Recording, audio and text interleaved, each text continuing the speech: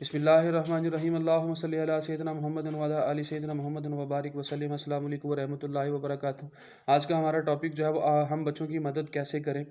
عام مشاہدے کی بات ہے، جو بچہ پڑھائی میں کمزور ہوتا ہے اس کے والدین یہ گلہ شکوہ کرتے ہیں، وہ انٹرنیٹ کو، کمپیوٹر کو، گیمز کو جو ہے وہ دوش دیتے ہیں کہ اس کی وجہ سے ہمارا بچہ تعلیم کی طرف راغب نہیں ہوتا۔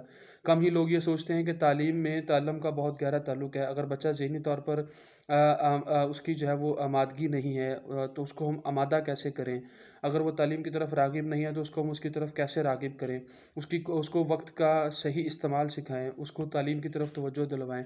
تو یہ سارے حربے، یہ ساری ان سب کو ٹھیک کرنے کے لیے ہمیں کون سا حربہ استعمال کرنا ہے، ہم کون سا ایسا کام کریں گے جس سے وہ بچے کو ہم اپنی تعلیم کی طرف راغب کر سکتے ہیں۔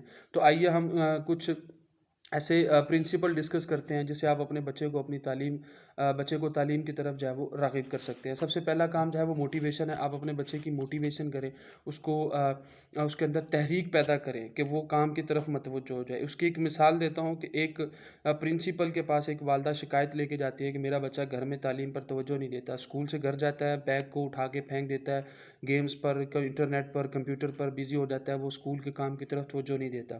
جب اس کی بچے کی پرنسپل نے یہ بات والدہ سے سنی تو اس نے کہا کہ آپ گھر چلے جائیں، 2 دن کے بعد انشاءاللہ آپ کو اس کا رزلٹ آنا شروع ہو جائے گا۔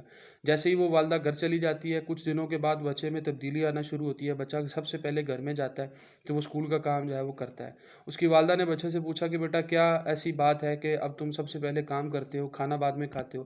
تو بچے نے کیا کہا کہ والدہ سن کے حیران ہو گئیں کہ ماں جی میں جب اسکول مطلب کہ کلاس میں میری ٹیچر نے جو ہے وہ میری کاپی سب بچوں کو دکھائی کہ میرا کام بہت نیٹ ہے، میں بہت اچھا لکھتا ہوں، میری لکھائی بہت اچھی ہے، تو اس بچے میں یہ شوق جو ہے وہ پیدا ہو گیا کہ وہ مزید اس طرح کا کام لکھے گا اور کلاس میں اس کی جو ہے وہ حوصلہ افزائی ہوگی۔ تو دیکھیں یہ ٹیچر نے، اس پرنسپل نے اس بچے کے اندر جو ہے وہ موٹیویشن پیدا کر دی، اس کو تحریک دے دی۔ اب وہ بچہ جو ہے وہ اپنی تعلیم پر توجہ دینے لگ پڑا ہے۔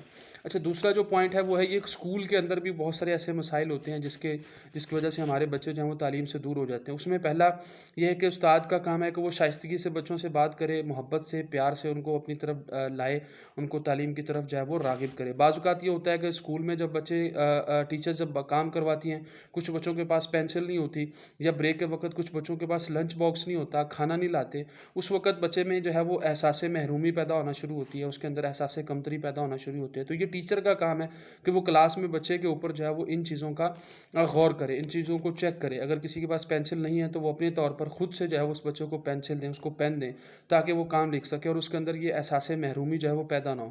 دیکھیں قومیں تب ہی بنتی ہیں جب افراد کی جو ہے وہ شخصیت اچھی بن جاتی ہے۔ دیکھیں معاشرہ جو ہے وہ افراد کے اوپر کھڑا ہوتا ہے، افراد کی وجہ سے بنتا ہے۔ جب افراد کا احساس محرومی کا شکار ہوں گے تو قوم کیسے بنے گی؟ اگر معاشرے کے افراد جو ہیں وہ ان کی سوچ کمزور ہے، ان کے اندر احساس کمتری ہے، تو پھر قوم کی احساس کمتری بھی بنتی ہے، پھر قوم نہیں ہم اچھی بنا سکتے۔ تو اس لیے سب سے پہلے ہمیں اپنی قوم کو بہتر کرنا ہے، ہمیں اپنے افراد کو بہتر کرنا ہے۔ تو اس کے لیے جو سب سے بہترین عمل ہے وہ آپ اپنے اپنے اسکولوں کے اندر بچوں کی جو ہے وہ اچھی تعلیم و تربیت کریں، ان کو موٹیویٹ کریں، ان کے اندر تحریک پیدا کریں، وہ ایک بہت بڑا کردار ادا کرتے ہیں۔ اس میں ہماری گورنمنٹ، ہمارے اسکول، ہمارے والدین کا بہت اہم کردار ہے۔ تیسرا پوائنٹ ہے والدین کی بد دعائیں۔ اکثر سننے میں آتا ہے کہ ہم جو گھروں میں کرتے ہیں، اگر ہم ماں باپ ہیں تو ہم اپنے ماں باپ کے ساتھ اچھا رویہ اختیار کرتے ہیں تو ضرور ہماری اولاد بھی ہمارے ساتھ اچھا رویہ اختیار کرے گی۔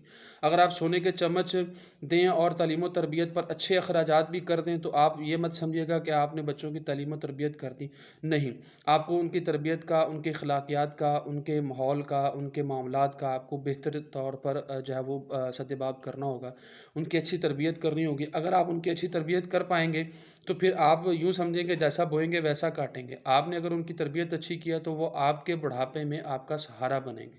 اگر آپ ان کی تعلیم و تربیت اچھی نہیں کرتے ہیں تو پھر آپ اپنے بڑھاپے میں ان کو اپنا سہارا مت سمجھیں۔ تو یہ کچھ پوائنٹ تھے کہ جو بچوں کی مدد کے لیے آپ پہلے بچے کی مدد کریں، اس کو موٹیویٹ کریں اور اسکول کے اندر اپنے معاملات کو بہتر کریں، والدین اپنے معاملات کو بہتر کریں۔